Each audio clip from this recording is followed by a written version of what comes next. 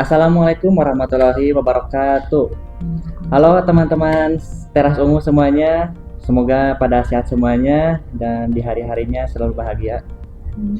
Selamat datang di Teras Ungu, ruang ngobrol santai tapi penuh makna. Tempat kita membahas berbagai isu penting tentang dunia kesehatan, apalagi yang akan kita bahas ini sangat penting dan sangat luar biasa untuk kita tanamkan, apalagi di era zaman sekarang ini. Di era digital saat ini banyak informasi yang menyebar luas kepada kita semua, apalagi di media sosial, baik itu tentang mitos ataupun fakta. Dan kita semua juga kadang ada yang langsung percaya, kadang ada yang tidak langsung percaya. Oleh karena itu, di sini kita akan bedah informasi-informasi tersebut agar kita bisa memilih dengan yang benar, informasi yang mana harus kita baca, harus kita taati informasi tersebut. Banyak hal yang akhirnya dipercaya begitu saja, padahal belum tentu hal tersebut bisa bermanfaat bagi kita semua. Karena ada berita yang menyebar dalam hoax, kemudian ada yang tidak bermanfaat, itu sangat merusak sekali bagi kesehatan kita, terutama kesehatan mental. Oleh karena itu, pada episode Teras Ungu kali ini, kita akan membahas topik yang sangat luar biasa, yaitu tentang mitos dan fakta kesehatan reproduksi pada remaja. Melalui podcast ini, kita akan mencoba membedakan mana informasi yang benar secara mitos dan mana yang benar-benar berdasarkan fakta, agar remaja tidak salah kaprah dalam memahami kesehatan reproduksi. Sebelum memulai pembahasan, perkenalkan nama saya Dika Firdaus sebagai host yang akan menemani Sobat Teras Ungu dari detik sekarang sampai ke depan. Dan saya juga menghadirkan narasumber yang sangat luar biasa, yaitu Ibu Haryani. Kepada Ibu, silakan untuk perkenalan terlebih dahulu. Terima kasih. Assalamualaikum warahmatullahi wabarakatuh. Terima kasih atas kesempatan yang diberikan untuk berada di sini di Teras Ungu, luar biasa ya. Perkenalkan, mungkin nama saya Haryani Sulistioningsi. Saya adalah dosen tetap di program studi S1 Kesehatan Masyarakat Sekolah Tinggi Ilmu Kesehatan Respati, dan konsentrasi keilmuan saya di kesehatan reproduksi. Jadi mungkin mudah-mudahan nanti bisa diskusi lebih banyak terkait dengan tadi mitos dan fakta ya, dan ini sangat sesuai dengan background keilmuan saya. Seperti itu mungkin Adika. Ya, baik. Terima kasih banyak Ibu atas perkenalannya. Nah, Sobat Teras Ungu, sekarang kita sudah lebih mengenal nih kepada narasumber yang luar biasa kita pada kali ini. Baik Sobat Teras Ungu, sebelum kita lanjut ke pembahasan, ada satu hal lagi yang belum saya sampaikan, yaitu apabila Sobat Teras Ungu yang ada di rumah ataupun di mana yang kepo, kemudian yang bingung dan masih ragu-ragu tentang kesehatan reproduksi terkait mitos ataupun fakta, boleh langsung saja diketik di kolom komentar. Nanti 3 orang pertama dan tercepat akan saya sampaikan, akan saya olah kata kuncinya, dan itu bisa menjadi poin terpenting bagi Sobat Teras Ungu. Baik, kita mulai saja untuk ke pembahasan yang sangat penting dan sangat inti pada kali ini. Ibu, jika dilihat dari segi negara kita Indonesia, apa saja mitos dan permasalahan yang sering beredar di masyarakat terkait kesehatan reproduksi remaja, khususnya Bu yang banyak ditemukan di media sosial ataupun di lingkungan sekitar, Bu? Oke, betul sekali ya. Masalah mitos dan fakta ini memang harus benar-benar dipahami supaya tidak menyalahi gitu ya. Itu sebetulnya mitos, tapi kemudian dipahami bahwa itu sebagai realita atau faktanya seperti itu. Dan di Indonesia memang banyak sekali ya, yang terkait dengan Kespro khususnya. Yang pertama mungkin ya ini yang menjadi akar permasalahannya ya. Yang menjadi akar permasalahannya adalah mitos bahwa berbicara kesehatan reproduksi itu adalah hal yang tabu, pamali gitu ya. Nah, mungkin Adika juga mungkin ketika berbicara masalah Kespro dulu nanyain terkait dengan organ reproduksi, nanyain tentang permasalahan organ reproduksi, itu mungkin ketika bertanya ke orang tua, pamali ini ya. Masih kecil ngomongin itu pamali misalnya seperti itu. Nah, jadi mitos yang paling utama dan mendasar itu adalah yang mengatakan bahwa kesehatan reproduksi berbicara tentang Kespro, bertanya tentang Kespro itu adalah tabu. Itu yang pertama. Padahal informasi yang tepat itu akan menjadi landasan seseorang untuk berperilaku, begitu ya. Ketika misalnya tadi dikatakan tabu, remaja akhirnya malu untuk bertanya, tidak mau bertanya, padahal rasa ingin tahunya gede gitu ya. Sehingga ujungnya ngapain? Ya cari-cari, googling, sehingga menormalisasi bahwa medsos atau informasi di media digital itu adalah segala-galanya. Padahal belum tentu informasi yang disampaikan, kalau misalnya platformnya tidak bisa dipertanggungjawabkan, belum tentu itu informasinya tepat. Gitu kan? Jadi yang pertama itu, mitos yang pertama bahwa cash flow itu tabu kalau ditanyakan, dibicarakan. Kemudian yang kedua mungkin saya ingin menyoroti mitos berkaitan dengan menstruasi. Ini khususnya pada perempuan ya, karena kalau cowok Adika nggak pernah kan menstruasi. Nah, terkait menstruasi itu mitos yang pertama, pernah nggak Adika dengar mungkin teman perempuan bilang, saya nggak mau minum es, saya lagi haid. Sehingga mitos yang berkaitan dengan perempuan ini yaitu salah satunya adalah jangan minum es ketika haid karena takut darahnya membeku, tidak keluar dan lain sebagainya. Nah, sebetulnya ini juga tidak tepat karena minuman dingin yang tidak menyebabkan darah haid itu menjadi beku, tapi mempengaruhi ke saluran cerna gitu ya. Kemudian yang kedua terkait menstruasi, mungkin mitos yang banyak juga yang perlu diluruskan di remaja putri adalah bahwa ketika haid tidak boleh keramas gitu ya. Nah, sebetulnya padahal kan dari sisi kesehatan tetap harus menjaga kesehatan gitu ya. Kemudian yang ketiga terkait menstruasi ini adalah jangan misalnya makan makanan yang anyir. Dalam artian begini, kalau lagi haid nggak boleh makan daging, nggak boleh makan telur, nggak boleh makan ikan. Karena apa? Karena takut darahnya semakin bau amis misalnya. Nah, ini juga salah gitu, karena justru pada saat menstruasi kebutuhan zat gizi remaja putri itu sangat tinggi, terutama protein, kemudian zat besi untuk mencegah terjadinya anemia. Itu yang terkait dengan menstruasi. Berikutnya tentang kehamilan. Pernah nggak, apa yang Adika pahami tentang kehamilan ya, terkait dengan mitos yang Adika tahu misalnya? Iya, mitosnya itu seperti ketika sedang hamil itu Bu harus membawa bawang gitu Bu, agar terjaga dari hal gaib. Nah, Itu, Bu. ya, itu melindungi si janinnya Iya, dari hal yang janinnya. gaib gitu ya, kemana-mana bawa bawang gitu Iya. ya. Nah, itu juga kalau secara kesehatan itu tidak ada hubungannya gitu ya. Nah, kemudian hal lain mungkin terkait dengan mitos kehamilan ini, Adika pernah nggak dengar kalau melakukan hubungan seksual hanya 1 kali itu nggak akan menyebabkan kehamilan? Ya, pernah Bu mendengar. Nah, itu jadi apa ya? Jadi pegangan anak-anak sekarang nih. Kalau misalnya nih mereka mau melakukan hubungan padahal belum menikah gitu ya, kemudian berpikir dasar kali mau hamil. Nah, itu hal yang sangat salah gitu ya. Walaupun dilakukan sekali, kalau memang perempuannya masa subur, ya tetap bisa berisiko untuk menyebabkan kehamilan. Kemudian ada mitos lain, kalau sudah melakukan hubungan seksual, ini naudzubillah min dzalik gitu ya, kalau misalnya para remaja sudah melakukan seks bebas, kemudian memegang prinsip ini, kalau sudah melakukan hubungan seksual kemudian loncat-loncat gitu ya, nah si perempuan itu nggak akan hamil karena si spermanya itu akan keluar gitu. Nah, ini juga salah gitu, karena ya sperma yang sudah masuk itu akan sangat-sangat sulit untuk keluar, sehingga ya kalaupun loncat-loncat tetap berisiko untuk mengalami kehamilan gitu ya. Kemudian yang berikutnya ada lagi mitos begini, kalau melakukan hubungan seksual menggunakan kondom itu pastilah nggak akan hamil. Nah, ini menjadi pegangan anak-anak yang dalam tanda kutip mungkin udah biasa melakukan hubungan seksual bebas, kemudian mengatakan kalau pakai kondom mah aman. Nah, padahal menurut penelitian efektivitas kondom ini hanya 98%. Berarti 2%-nya artinya ada 2 orang dari 100 orang yang melakukan hubungan dengan menggunakan kondom itu tetap berisiko untuk mengalami kehamilan.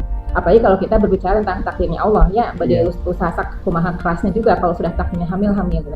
Nah, kalau secara keilmuan itu penelitian yang terpublikasi di Scopus mengatakan bahwa efektivitas kondom ini 98% itu kalau dipakai secara benar dan tepat. Tetapi kalau misalnya pemakaiannya salah, kondomnya bocor misalnya, ya itu risikonya akan tambah lagi.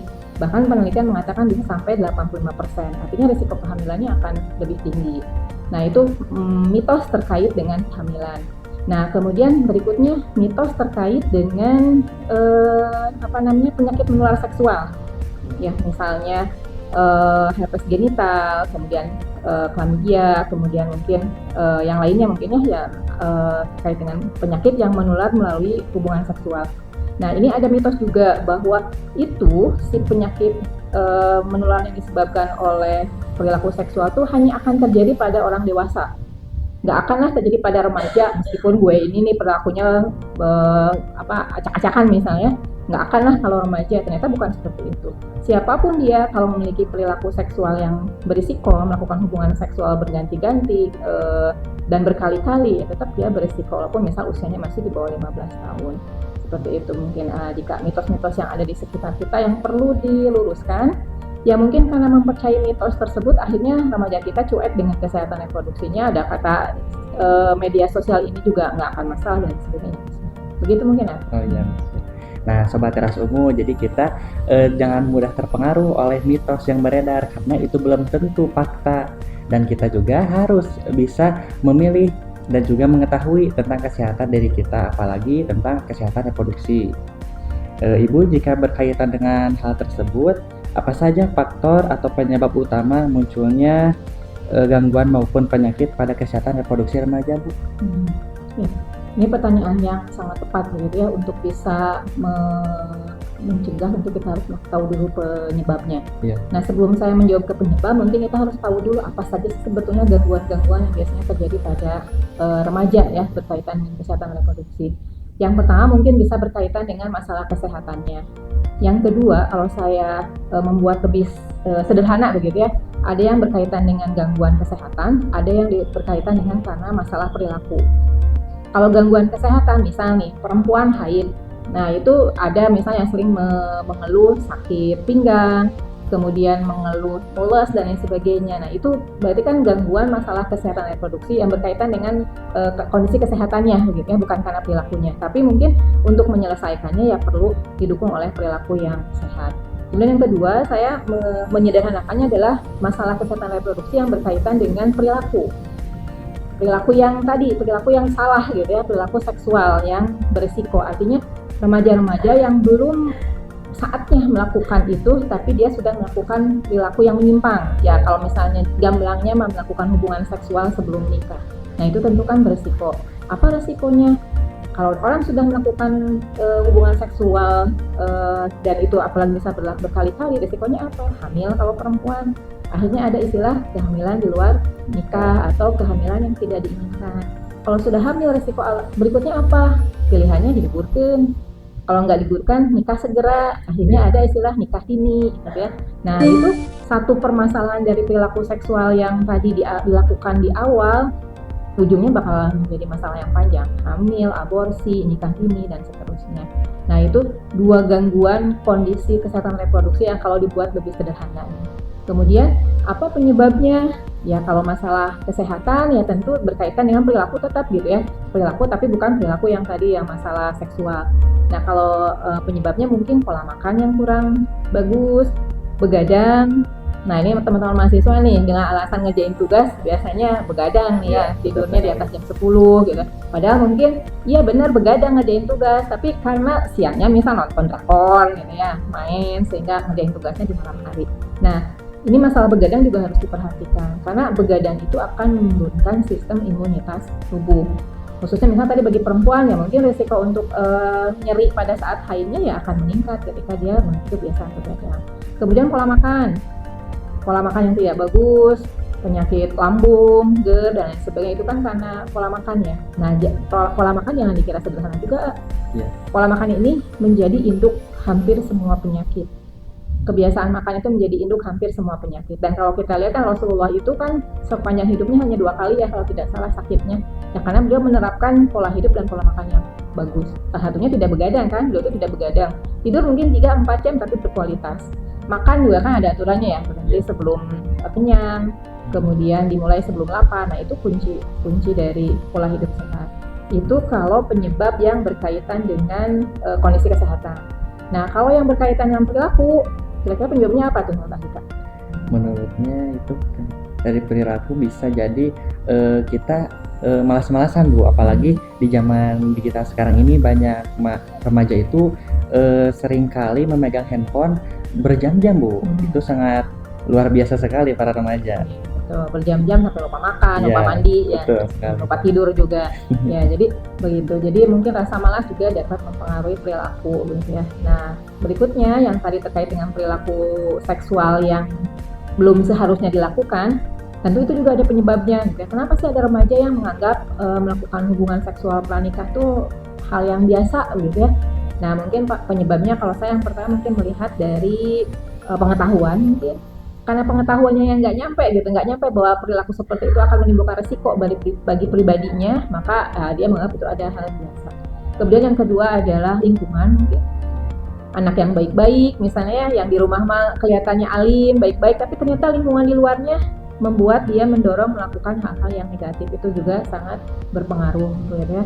Jadi tadi pengetahuan, lingkungan, mungkin dukungan orang tua juga.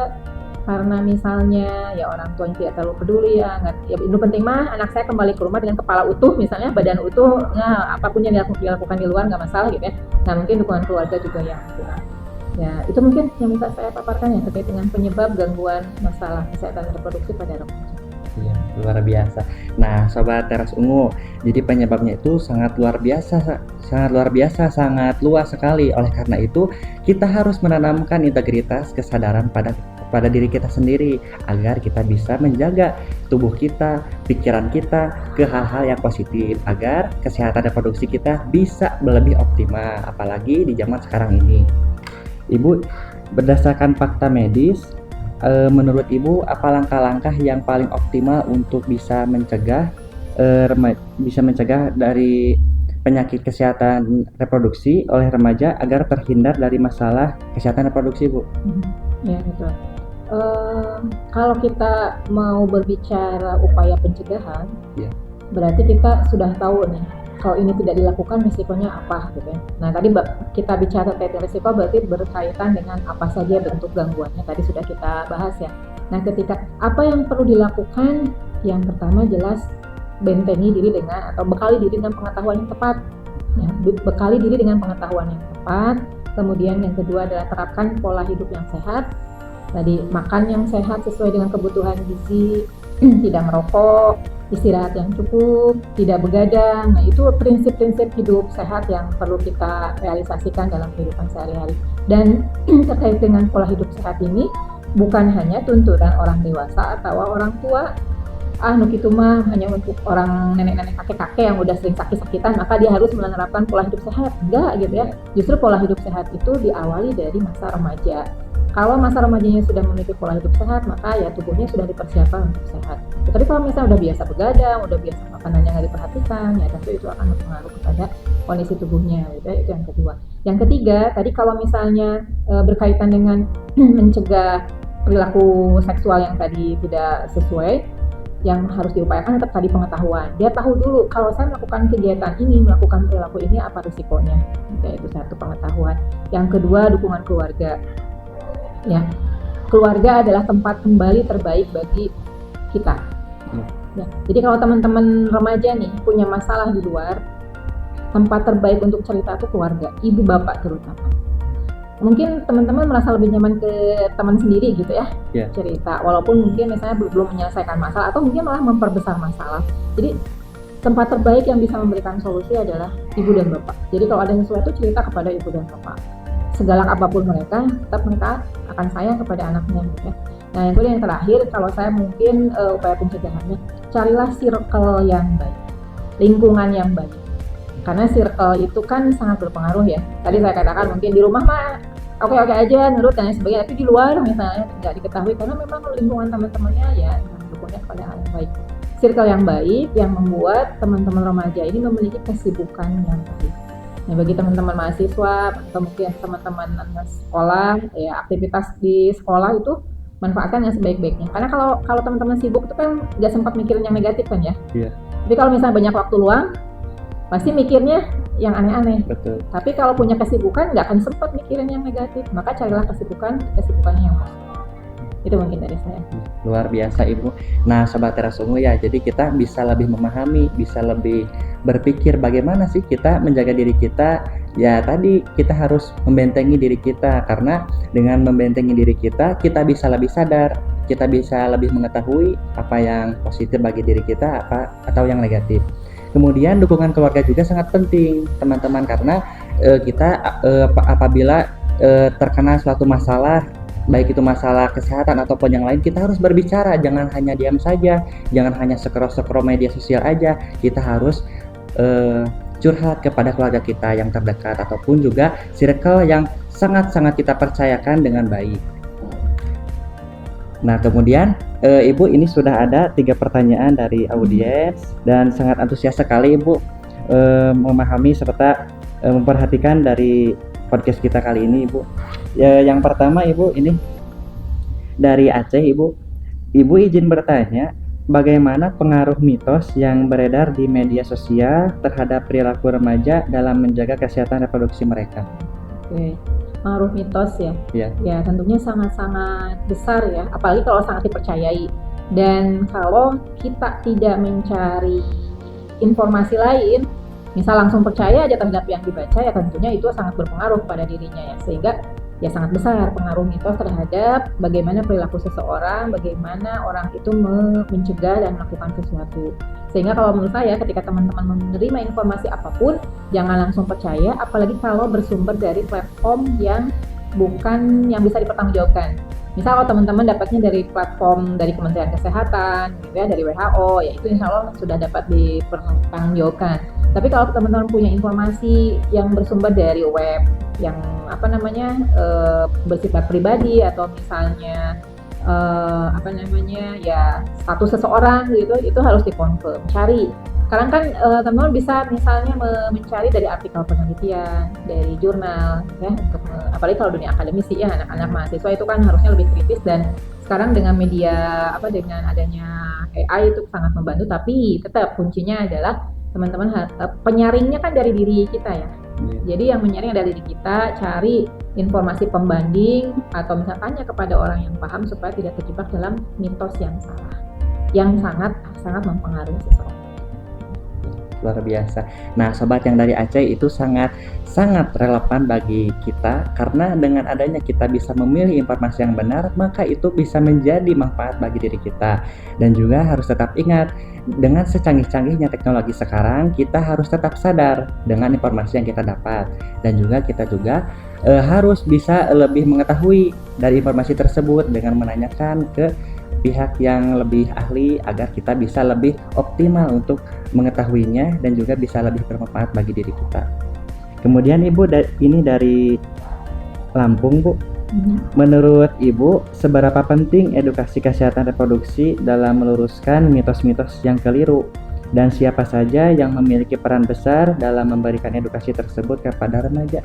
Oke, ini pertanyaan kunci nih sebetulnya ya, pertanyaan yang sangat-sangat relevan begitu. Betul. Dengan upaya yang dilakukan oleh para remaja.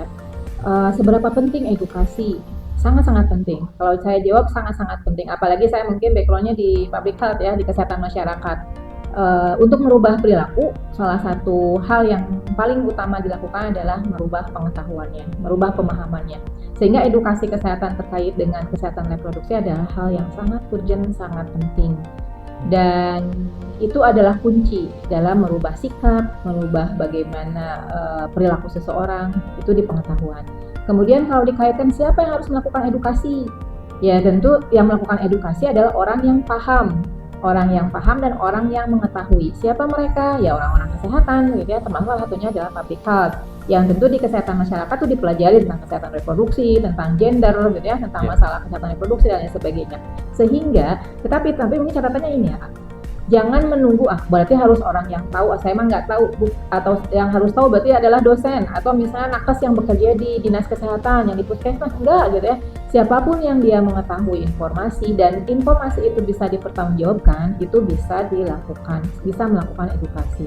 Dan tidak perlu harus formal, harus ngumpulin massa misalnya di ruang aula atau di mana, nggak perlu, maksudnya nggak harus diformalkan, yang informal pun bisa dilakukan. Dan bisa misal nih teman-teman mahasiswa tahu tentang tahu tentang urgensinya Kespro bagi remaja, ya bikin misal status yang menarik di media sosialnya masing-masing. Hey, tahu nggak Kespro ya gitu ya. Jadi apalagi kalau misalnya followernya banyak ya, misal Adika punya follower banyak, itu semua orang misal bisa baca, bikin status yang menarik tentang Kespro, misal tadi tentang fakta dan mitos, tentang upaya pencegahan, faktor risiko dan sebagainya. Jadi siapapun bisa melakukan edukasi, asal tadi bertanggung jawab dengan informasi yang disampaikannya. Tidak harus selalu formal, tapi informal pun bisa. Berbagai macam wahana bisa ya. Misal Adika aktif di remaja masjid, ada yang aktif misalnya di basket atau apa ya, sama temennya sendiri bisa disampaikan gitu. Jadi siapapun bisa. Nah, sobat yang dari Lampung itu sangat luar biasa ya, karena dengan adanya kita mendapatkan suatu informasi baik itu mitos ataupun fakta, kita harus memilah dulu. Karena dengan memilah tersebut, kita bisa tahu informasi yang kita dapat itu bisa dipertanggungjawabkan. Dan juga apabila kita akan menyampaikan informasi kepada orang lain, nah kita bisa secara santai dan juga tidak harus secara formal, karena dengan adanya santai tersebut masyarakat ataupun orang yang akan kita beritahukan maka akan lebih mudah untuk diajak komunikasi terhadap kita. Kemudian Bu, yang terakhir dari Tasikmalaya Bu, Ibu izin bertanya, apa pesan yang ingin Ibu sampaikan kepada para remaja agar tidak mudah percaya pada mitos dan lebih mengedepankan fakta dalam menjaga kesehatan reproduksi? Oke, iya. Intinya jangan percaya begitu saja gitu ya kepada informasi yang ada. Ya, kunci yang pertama mungkin tadi, ketika mendapatkan informasi tertentu jangan langsung percaya di satu sumber, cari di sumber lain gitu ya, cari sumber lainnya yang mungkin dari media sosial lagi boleh, tetapi tadi dari platform yang bisa dipertanggungjawabkan. Yang kedua, sumber lainnya adalah misal dosen, guru, buku. Nah, itu bisa jadi sumber referensi yang lain. Kemudian yang kedua, ketika teman-teman berada di circle-nya masing-masing, berikanlah saling mempengaruhi dalam hal yang positif begitu ya, yang positif. Informasi yang benar sampaikan. Kalau mendengar informasi yang kurang tepat, kita luruskan kalau memang kita tahu bahwa itu kurang baik. Ya, intinya selalu mencari informasi dari sumber yang tepat dan jangan percaya di satu sumber, apalagi kalau kita hati kita juga mengatakan, "Aku sih begini, masa sih begini," gitu ya. Masa sih begini? Nah, kalau sudah ada pertanyaan masa sih begini, cari sumber lain yang bisa lebih dipertanggungjawabkan. Begitu. Oke. Nah, sobat yang dari Tasikmalaya, itu pesan dari Ibu. Karena apabila kita tidak mudah percaya, maka itu kunci dari ilmu kita. Karena apabila kita tidak mudah percaya, informasi yang kita dapat itu bisa lebih bermakna, bisa lebih bermanfaat bagi kita. Dengan adanya kita bisa lebih mencari lagi dengan seperti jurnal, seperti media sosial yang lain yang ada sumbernya yang sangat terpercaya. Oleh karena itu, kita sebagai para remaja di era digital saat ini jangan mudah percaya dengan informasi yang beredar, karena hal tersebut belum tentu fakta yang sebenarnya. Dan kita harus lebih memilah dengan baik dan benar ketika kita mendapatkan suatu informasi yang kita dapat, apalagi di media sosial saat ini, karena itu sangat luas sekali teman-teman. Apabila di zaman sekarang itu banyak yang hoax, kemudian banyak yang tidak bermanfaat ya Bu ya. Nah, itu harus sangat kita pikirkan kembali, harus kita olah kembali agar suatu informasi yang kita dapat itu lebih bermakna bagi kita. Terima kasih banyak Ibu atas penjelasan dan wawasan Ibu, sangat luar biasa sekali bagi kita semua. Dan dari pembahasan hari ini kita dapat menyimpulkan bahwa banyak mitos tentang kesehatan reproduksi yang masih dipercaya oleh remaja, padahal tidak sesuai dengan fakta. Oleh karena itu, kita sebagai remaja di zaman sekarang ini perlu memiliki pengetahuan yang benar, harus membentengi diri kita, berani mencari informasi dari sumber yang terpercaya dan mudah dipertanggungjawabkan, dan tidak mudah terpengaruh oleh informasi yang belum tentu benar. Sobat Teras Ungu, itulah pembahasan kita pada kali ini dalam podcast yang berjudul Mitos dan Fakta tentang Kesehatan Reproduksi Remaja. Semoga podcast ini bisa membantu sobat-sobat Teras Ungu untuk lebih memahami, lebih peduli, dan lebih bertanggung jawab tentang kesehatan reproduksi. Saya Dika Firdaus sebagai host, saya pamit undur diri. Terima kasih sudah menemani saya dari awal sampai kali ini. Mudah-mudahan semuanya sobat-sobat Teras Ungu pada sehat semuanya dan bisa lebih memperhatikan kesehatan reproduksinya dari sekarang, dari sejak dini, karena kesehatan reproduksi itu suatu bekal yang sangat berharga bagi masa depan kita ya Bu ya. Betul. Nah, sampai jumpa di episode selanjutnya. Tetap sehat, tetap bertanggung jawab, tetap lebih menggali informasi yang benar, tetap menjaga integritas, jangan mudah percaya pada informasi yang beredar. Saya Dika Firdaus pamit undur diri. Wassalamualaikum warahmatullahi wabarakatuh. Waalaikumsalam warahmatullahi wabarakatuh. Ibu, keren sih,